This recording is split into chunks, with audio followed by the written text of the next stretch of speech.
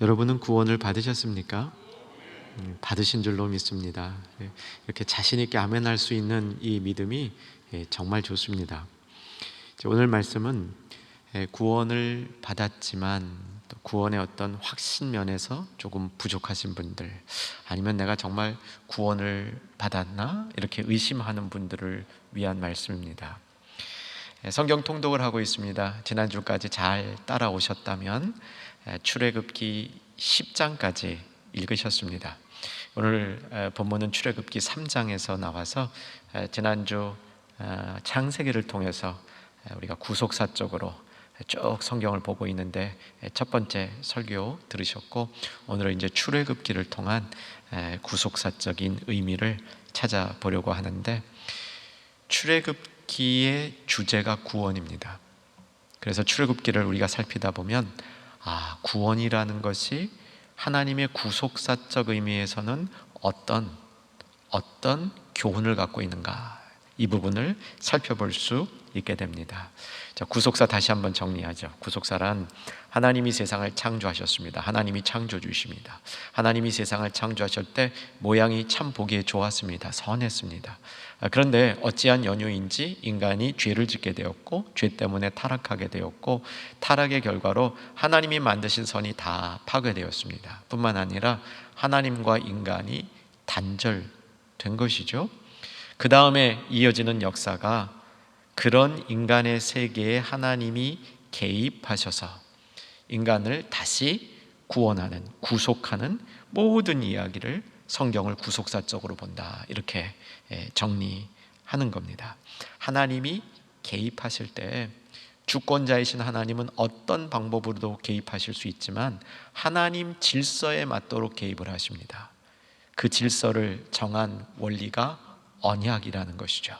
하나님과 인간이 언약을 맺고 언약에 따라서 하나님이 인간 사회에 개입한다, 이런 뜻이었습니다. 특별히 지난주 말씀을 통해서 아브라함과 언약 맺는 것을 우리가 살펴보았죠. 하나님이 맹세하셨다, 그 말씀 있었습니다. 언약이 완성되었다. 아브라함 한 사람과 언약을 맺음으로 그의 가족을 통해서 천하 만민을 구원하려는 것이 계획이었다. 그런데 그건 창세기 얘기고요. 출애굽기로 오면서 하나님의 구원 계획이 점점 더 넓어지는 겁니다. 이번에는 모세를 택하시는 거죠. 아브라함을 부르신 것처럼 모세를 부르는 겁니다.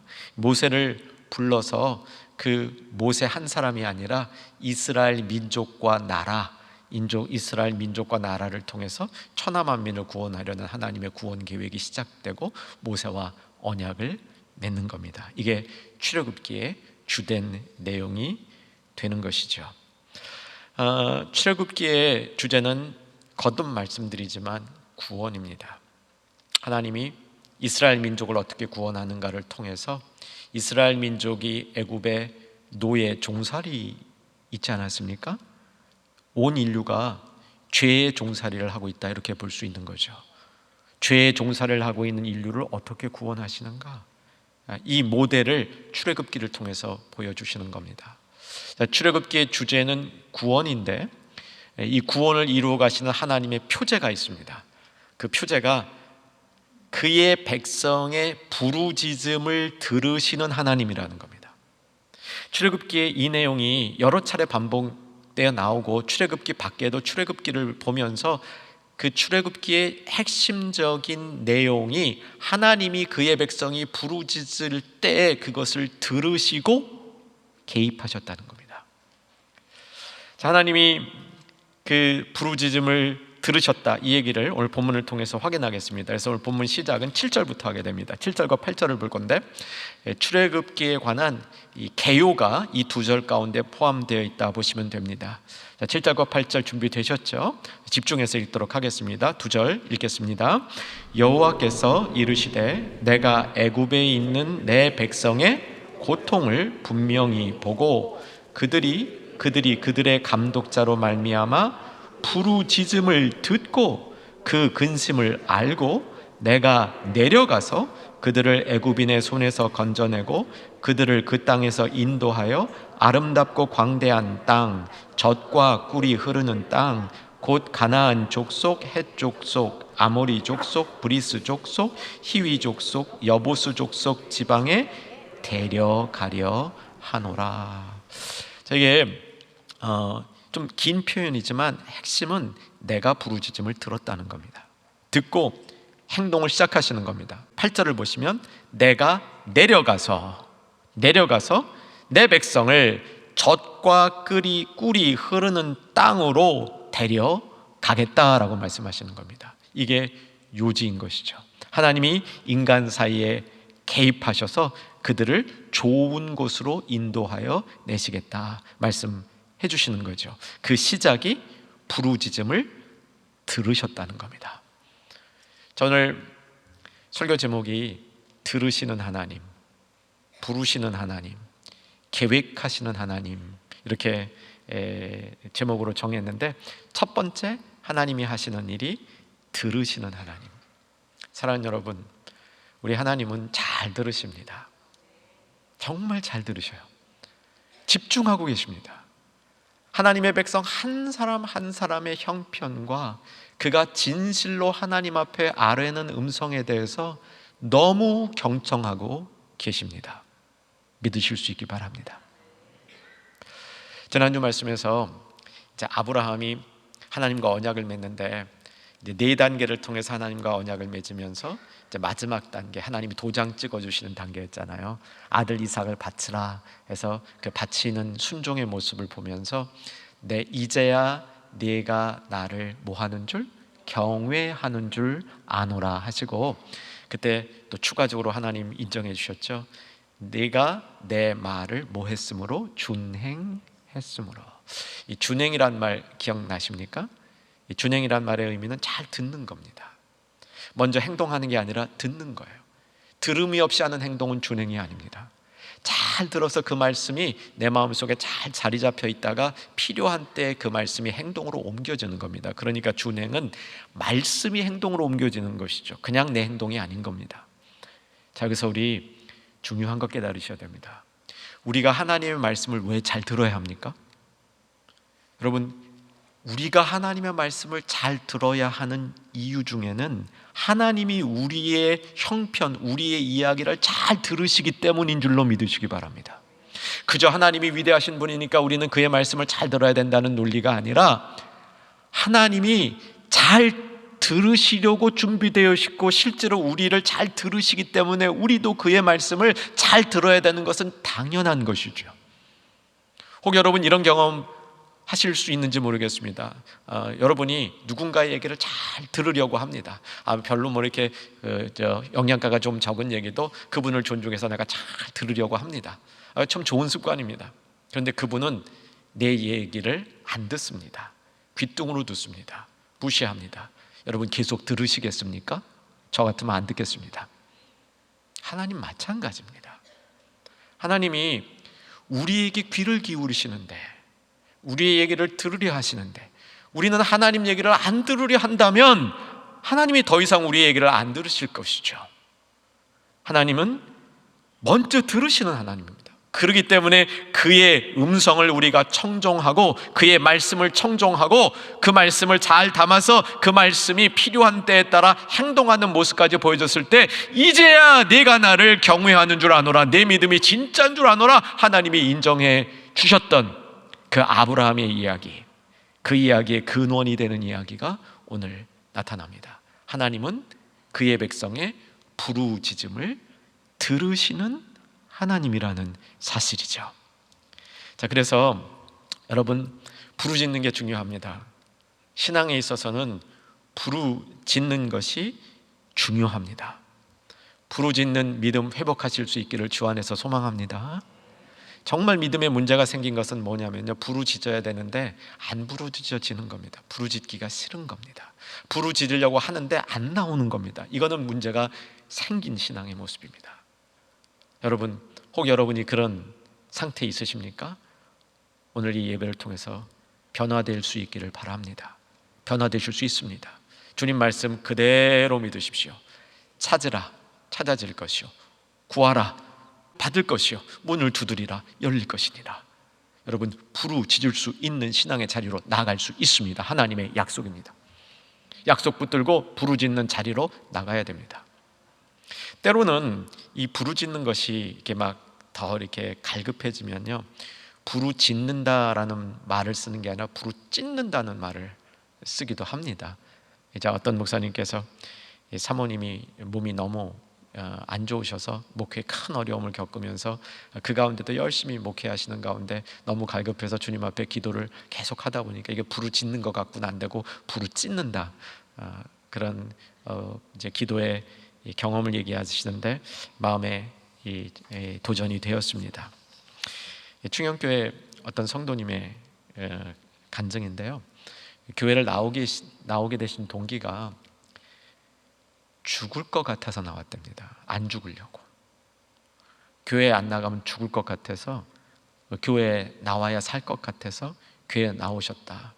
그때 하나님이 충영교회를 인도해 주셔서 계속 다니고 있다, 이런 간증을 들은 적이 있습니다. 여러분, 죽을 것 같으면 죽지 마시기 바랍니다. 주님 앞에 나오시기 바랍니다. 죽을 것 같으면 부르짖으시기 바랍니다. 오늘 분명히 약속하셨습니다. 부르짖음을 들으시는 하나님. 이게 듣는다고만 돼 있는데 이게 청력으로만 듣는 게 아닙니다. 다시 한번 오늘 7절로 가보세요. 7절로 가보시면 제가 다시 읽어드릴게요. 여호와께서 이르시되 내가 애굽에 있는 내 백성의 무엇을? 고통을 분명히 보았고 그들이 부르짖는 것을 들었고 그 다음 근심을 알았도다. 그냥 부르짖음만 들은 게 아닙니다. 하나님이 들으실 때는 고통을 보았고 근심을 알고 종합적인 걸 말씀하시는 겁니다. 내 입에서 나오는 소리만 들으신 게 아니고 그 형편을 다 보시고 알았다라는 얘기입니다. 하나님은 그의 백성이 당하는 고통 보시고 부르짖음 들으시고 근심 아시는 하나님이신 줄로 믿으시기 바랍니다. 그래서 부르짖는 신앙이 중요한 것이죠.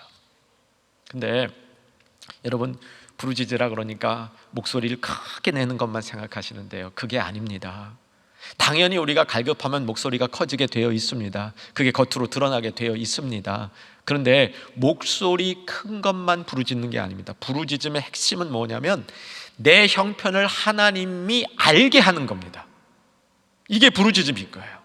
한번 따라 하십시다. 부르짖음은 내 형편을 하나님이 알게 하시는 것이다. 내 형편을 하나님께 알리는 게 부르짖는 겁니다.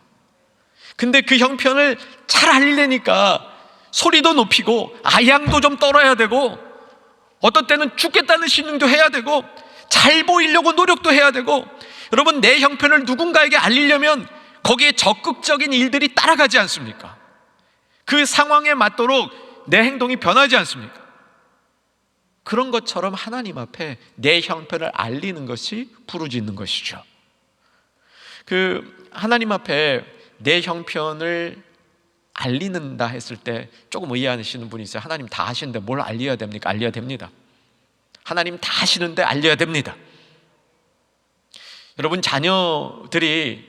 여러분 자녀 형편들 되게 아시잖아요. 그런데 엄마 혹은 아빠한테 와서 자기의 형편을 낱낱이 알려주는 게 좋지요. 안 그러십니까? 좋아하셔야 됩니다. 그래야 좋은 관계가 형성이 됩니다. 그게 좋은 관계죠. 자녀와 부모의 관계가 그런 겁니다. 부모 다 압니다. 하나님 전지전능하신데 모르시지 않아요. 그런데 알리기를 원하는 겁니다. 왜? 관계잖아요. 그래서 하나님께 알리는 것이 참 중요하죠. 여러분, 신앙생활을 하면서 오늘 말씀에 담겨 있는 주제도 이제 같지만 우리 하나님 참 멋있는 분이라는 걸 깨달을 수 있는 이런 신앙의 경험이 있으시기를 주의 이름으로 축원합니다. 하나님이 멋있는 게 자꾸 깨달아져야 하나님 가까이 가죠. 하나님하고 관계가 맺어지지 않습니까? 하나님 멋지다는 거 한 번도 못 깨달아 보면 어떻게 하나님의 자녀가 됩니까? 하나님 멋지다는 걸 깨달아야 되는데, 사도 바울이 깨달은 멋진 하나님 어떻게 표현되어 있냐면 지각에 뛰어나신 하나님, 이렇게 표현되어 있습니다. 예, 들으신 기억이 있죠? 이제 어딘지 보십시다. 빌립보서 4장 7절입니다. 자막 보겠습니다. 빌립보서 4장 7절 같이 읽으십시다.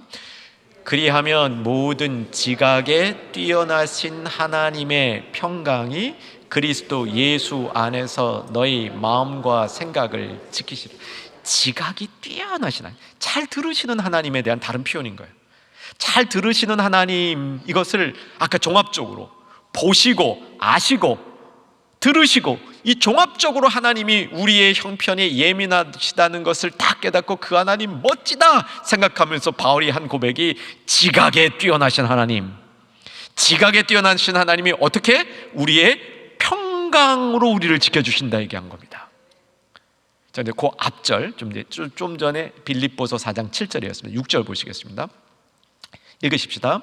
아무것도 염려하지 말고 다만 모든 일에 기도와 간구로 너희 구할 것을 감사함으로 하나님께 뭐하라? 아뢰라. 이게 부르시는 하나님이 우리에게 부르짖을 때 들으신다 했을 때 부르짖는다는 말을 이렇게 표현한 겁니다. 아뢰라.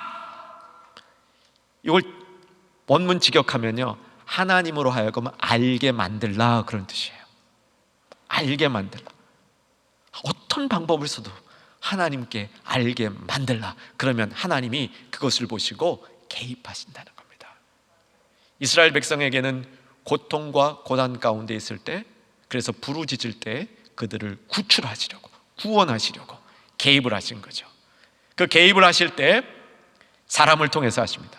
자, 이것도 꼭 기억하십시다. 하나님이 인간을 벌하실 때는 꼭 사람을 통해서 하지 않으실 때도 있습니다. 사실 더 많아요. 그런데 인간을 구원하실 때는 사람을 통해서 하십니다. 그래서 우리가 하나님께 부름을 받고 하나님께 쓰임 받는다는 것은 가장 중요한 게 그 일이에요. 하나님이 인간을 구원하실 때 사람을 사용하시기 때문에 사람을 불러서 그 일을 위해서 그 일을 맡기시는 거죠. 모세가 그렇게 부름을 받고 있는 겁니다. 자, 3장 1절부터 6절까지 오늘 본문을 간략하게 보겠습니다. 그냥 눈으로 따라와 주세요. 1절에 보면 모세가 미디안 땅에 있습니다. 장인이 있는 걸 보니까 결혼도 했습니다. 미디안은 광야입니다. 모세가 전에 살고 있었던 애굽에서 꽤 떨어진, 동쪽으로 많이 떨어져 있는 광야입니다. 도망가 있었던 것이죠. 기억하실 겁니다. 모세는 태어날 때 기적적으로 목숨을 부지했죠. 바로 공주가 자기를 양자로 삼았습니다. 왕궁에서 컸죠. 제 생각에는 왕궁으로 크는 동안 모세는 굉장히 불편했을 것 같아요. 호의호식은 했겠지만 마음은 굉장히 불편하게 컸을 것 같습니다. 하여간 40세 때 사고 쳐서 쫓겨났습니다. 광야로. 광야에서 편하게 살았습니다. 좋은 아내 맡고 아들, 딸 낳고 편하게 목동 생활하고 있는 중에 어느 날 그 양떼를 치고 있는데 양떼들이 자꾸 서쪽으로 가는 거예요. 그 서쪽으로 가다 보니까 호렙산에 이르렀고 호렙산에서 신기한 일을 보는 겁니다. 광야에 보면 떨기나무들이 있는데 이 떨기나무에 불이 붙으면 삽시간에 다 타버립니다. 우리는 별로 이런 경험을 못할 겁니다. 저는 이제 캘리포니아에 사는 동안 딱 한 번 해봤습니다. 이 산불이라는 게 우리나라 불하고 좀 달라요. 이런 게 들판 같은데, 이런 떨기나무 같은데 이렇게 불이 한번 붙잖아요. 그러면 이제 불씨들이 바람에 날려서 튀어요. 한 100m도 튀고 200m도 튀면 그 주변에 있는 한 100m, 200m 떨어져 있던 이 나무에 갑자기 불이 확 붙어요. 그럼 순식간에 타버려요. 그거 같아요. 비슷한 일이었던 것 같아요.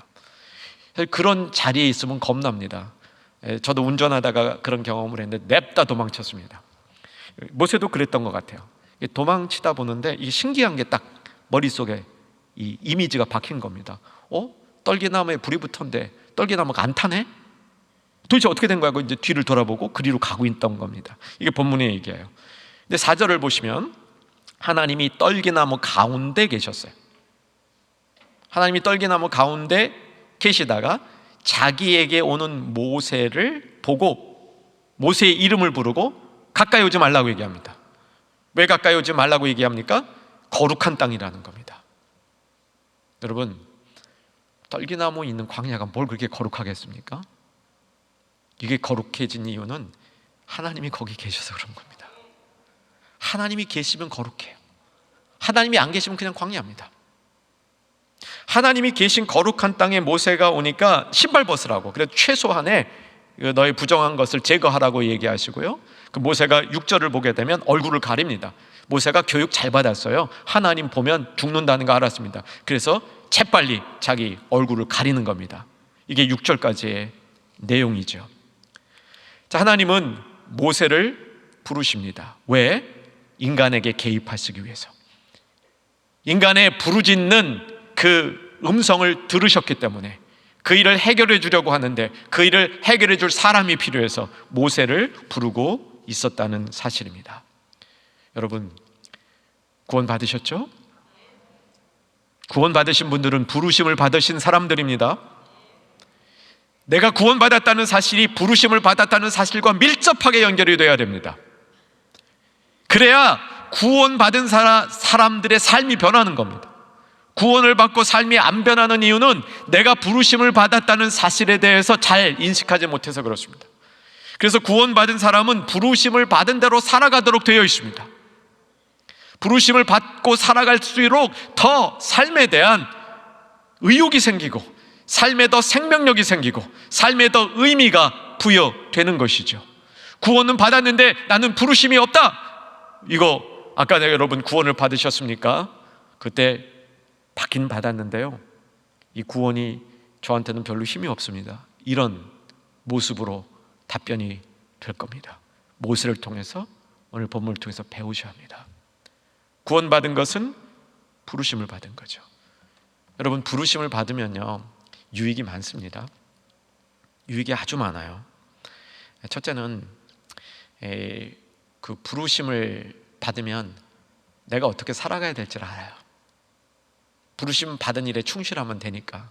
그리고 부르심 받은 일에 충실하고 자꾸 살다 보면 아, 이렇게 사는 게 맞는구나라는 확신이 자꾸 생기는 겁니다. 여러분, 그 경험이 지금 여러분이 하고 있는 진행형이 되기를 주 안에서 소망합니다. 진행형이에요. 점점 더 그렇게 되는 겁니다. 아직 시작도 못하신 분이 있다면 부르심을 의지해서 부르심을 따라 부르심에 집중해서 삶은 삶으로 옮겨 가셔야 합니다. 부르심을 받은 사람은 또 좋은 게 있어요. 하나님이 우리 부르실 때 다 알고 부르셨습니다. 요 모습 요대로 다 알고 부르셨습니다. 혹 하나님의 부르심 아닌 다른 부름을 받았는데 자기가 되게 부족해. 예를 들면 아멘 찬양대로 부르심을 받았는데 내가 조금 부족해. 그런데 내가 부족한 줄 몰라. 그럼 불안하죠. 들통나면 어떡하나. 불안하죠. 근데 하나님의 부르심은 그렇지 않습니다. 하나님의 부르심은 다 알고 부르신 겁니다. 들통날 게 없어요. 우리의 부족한 거, 우리의 연약한 거, 내 재주, 내 마음, 내 열정 하나님이 다 보시고 부르셨습니다. 그래서 그대로 맡기고 가면 됩니다. 부르심을 받은 사람에게 가장 유익한 것은 하나님을 알려주시기 때문입니다. 오늘 본문의 그 얘기가 핵심입니다. 하나님이 모세를 부르실 때 내가 널 좀 쓰겠다, 좀 잘 써보겠다, 너 좀 크게 쓰겠다. 사실 굉장히 크게 쓴 거죠. 성경의 역사를 보면 정말 하나님이 최고로 쓰신 분 우리 주님 예수님이고요. 그 다음 축으로 하나님이 쓰신 분들 이렇게 보면 모세, 다윗 분명히 들어가는 것 같아요. 근데 이 모세 엄청나게 한 민족을 이제 부르시는 데 썼으니까. 근데 이 모세를 하나님이 부르실 때 모세에게 하나님이 누구신지를 가르쳐주고 부르시는 거예요. 이게 상식적으로 맞지 않습니까? 내가 너를 쓰겠다 그러는데 그 쓰겠다는 사람이 자신이 누군지 안 가르쳐주고 쓰겠다, 이거 말이 됩니까? 안 되잖아요. 그럼 모세를 쓰시겠다 할 때 모세에게 하나님이 어떤 분이신지 누구신지를 가르쳐줘야죠. 오늘 본문에 그 가르침이 나와 있는 겁니다. 우린 이걸 통해서 나를 부르시는 하나님이 어떤 분이신지를 배울 수 있다는 사실이죠. 배워보십시다.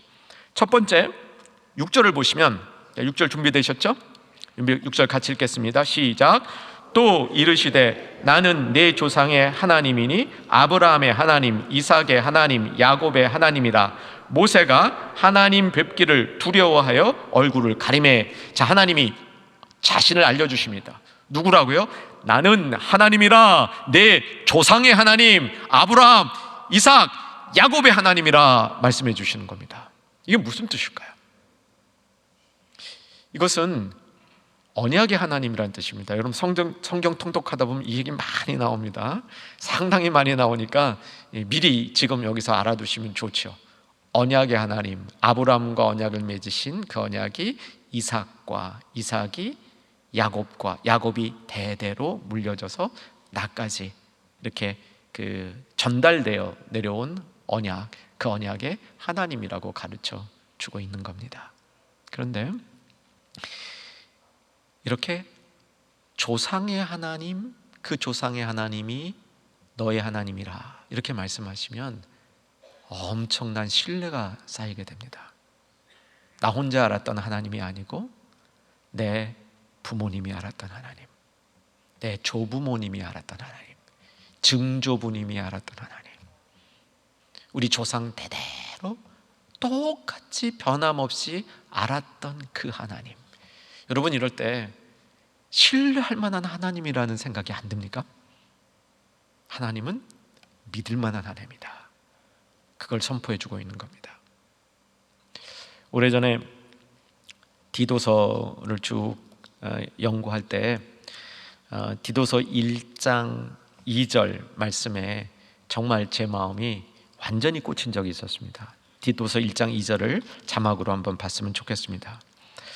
디도서 1장 2절은 그냥 인사하는 부분이라 보통 여기에 큰 메시지가 안 나옵니다. 그런데 디도서 1장 2절을 읽으면서 저는 큰 은혜를 받았는데 한번 같이 읽고 제가 받은 은혜 나누겠습니다. 자, 읽으십시다. 영생의 소망을 위함이라. 이 영생은 거짓이 없으신 하나님이 영원 전부터 약속한 것이다. 영생의 무게가 다르게 느껴지더라고요. 영생을 너에게 주노라, 내가 너에게 영생을 주노라, 이거하고 달라요. 영원 전부터, 거짓이 없으신 하나님이 영원 전부터 약속하신 것인데 그것을 너에게 주노라. 그것이 네가 받은 소명이니라. 이렇게 말씀하시는 거예요. 여러분, 이 말씀의 의미는 대단한 신뢰성이 있는 겁니다. 하나님은 인간을 구원하시려 할 때 즉석에서 결정하신 게 아닙니다. 영원 전부터 그 계획을 세우신 겁니다. 저와 여러분이 구원의 확신을 가지고 이 자리에 있다면, 구원을 가지고 이 땅을 살아가고 있다면 하나님이 오래전부터 계획하신 겁니다. 즉석에서 행하신 게 아니라는 사실이죠. 두 번째, 오늘 본문에 하나님에 대한 표현이 나오는데 좀 어려운 표현입니다. 그런데 사실은 굉장히 중요한 표현이고 오늘 꼭 이 의미를 여러분이 이해하시고 이 성전을 떠났으면 좋겠습니다. 자, 3장 14절입니다. 하나님이 자기가 어떤 분이신지를 또 다른 방식으로 표현해 주고 있는 겁니다. 3장 14절 말씀, 자, 같이 한번 읽겠습니다.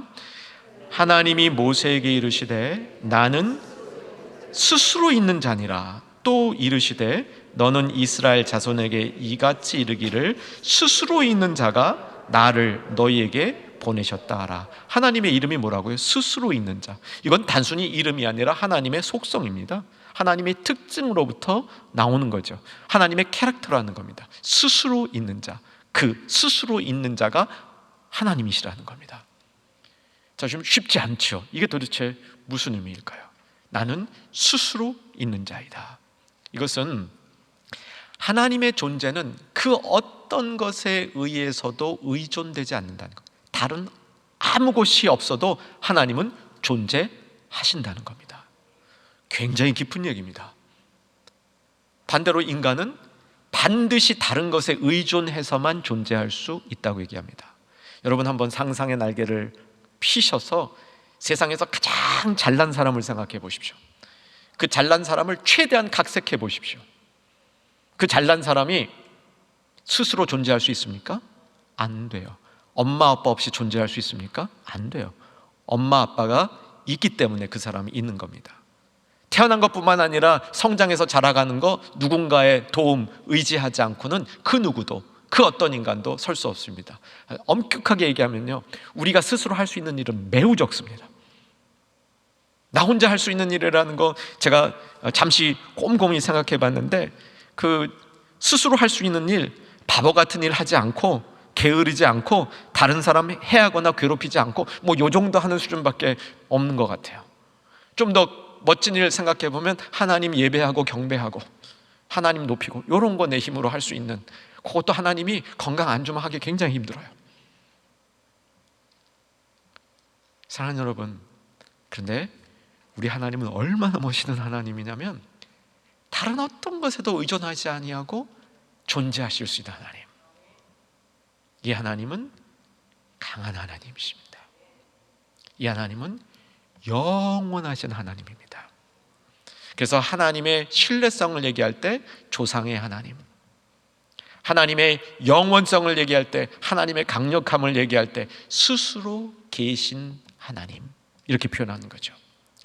이제 영어로 이 원문을 히브리어로 된 원문을 많은 영어로 번역할 때 스스로 계신 자, 스스로 있는 자, 이거를 I am who I am 이렇게 번역합니다. 쉬운 영어죠. I am who I am. 근데 막상 우리말로 바꾸려면 잘 안 바꿔져요. 그냥 저는 나는 나다 이렇게 바꾸는데, 근데 또 다른 영어 번역들에 보면, 많은 번역은 아닌데 이제 전문 이제 학자들의 하는 번역을 보게 되면 I will be 이렇게 번역해요. 이 원문을 I will be, 나는 계속 있을 것이다, 계속 존재할 것이다.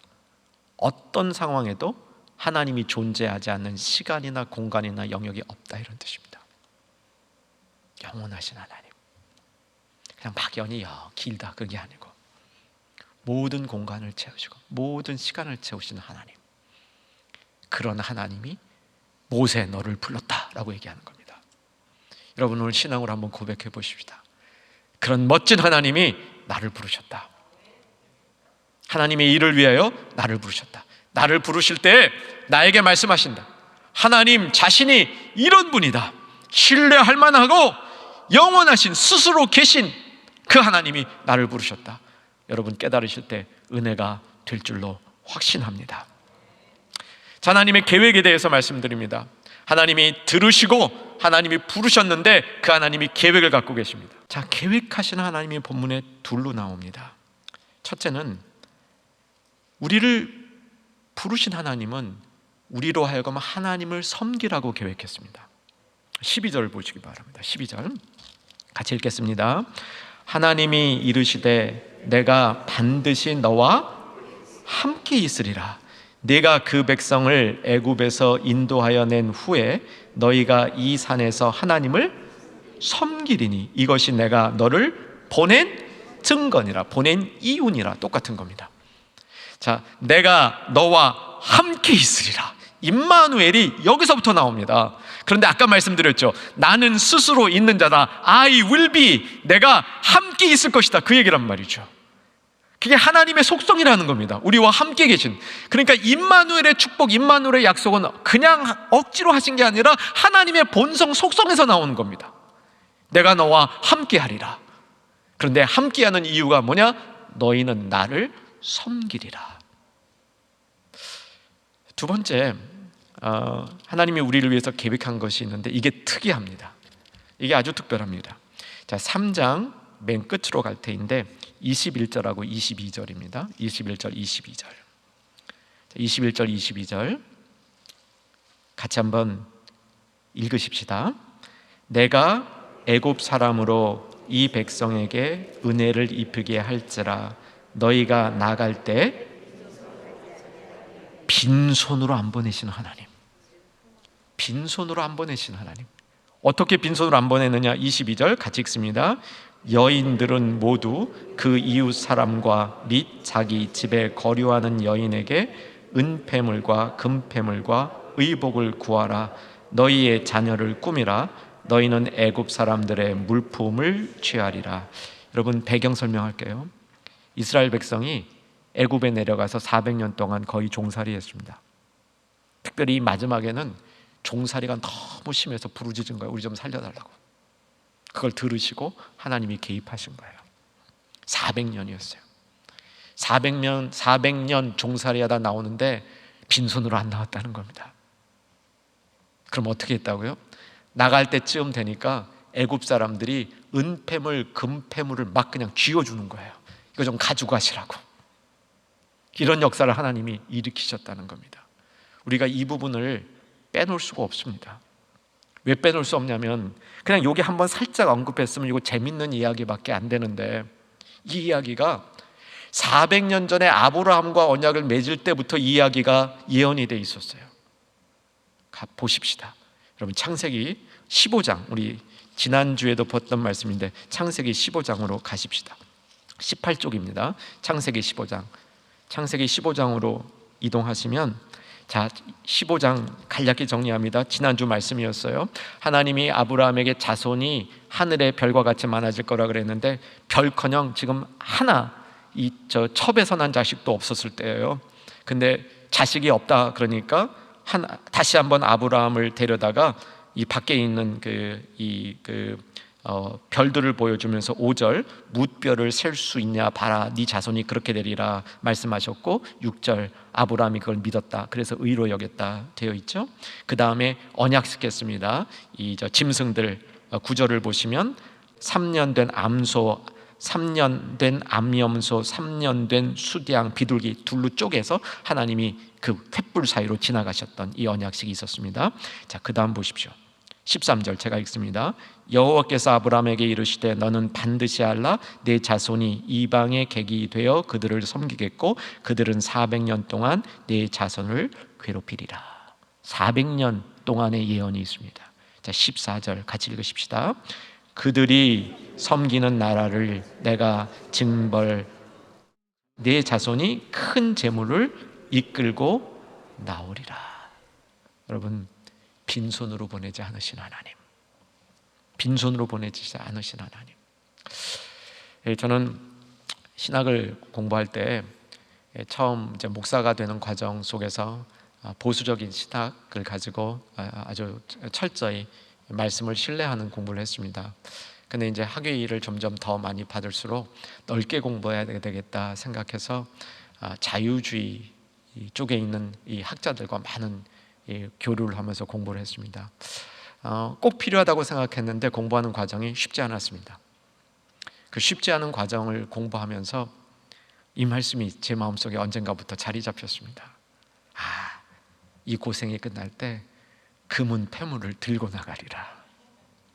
그래서 저는 이렇게 어려운 상황이 있거나 특별히 유학 중에 가서 유학 가운데 참 어렵게 공부하는 분들이 있어요. 꼭 재정적인 문제가만이 아닙니다. 여러 가지 환경적으로 어려운 분들이 있는데 이 말씀을 꼭 해드립니다. 이 환경 끝나고 이 환경에서 나올 때 금은 폐물 들고 나오십시오. 공짜 없습니다. 하나님이 다 주십니다. 필요한 거 주십니다. 그렇게 나눕니다.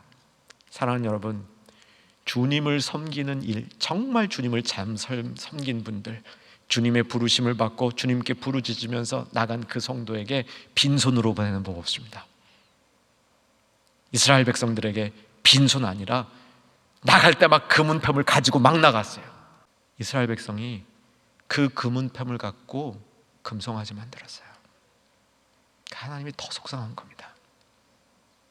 금송아지 만들려고 준 금은패물이 아니었습니다. 그거 가지고 정말 주님을 잘 섬기는 것에 대한 보상이었고, 조상 때부터 잘 섬긴 것에 대한 보상이었고, 그래서 그걸 가지고 정말 새로운 나라 새 민족을 만들려고 준 건데 그 일들을 한 거였습니다. 여러분, 우리 주님의 부르심을 받는다 했을 때 이것이 어떤 모습인지를 우리가 알고 주님을 잘 섬겼으면 좋겠습니다. 기억할 것이 많습니다. 부르짖는 그 음성을 주님은 반드시 들으십니다. 그리고 우리를 부르십니다. 우리를 부르신 다음 계획을 갖고 계십니다. 여러분, 이 하나님의 구원의 그림을 잘 알고 그 그림 앞에서 우리가 곁길로 가지 아니하며 올곧게 주님을 따라가는 복된 성도 되시기를 주의 이름으로 축원합니다.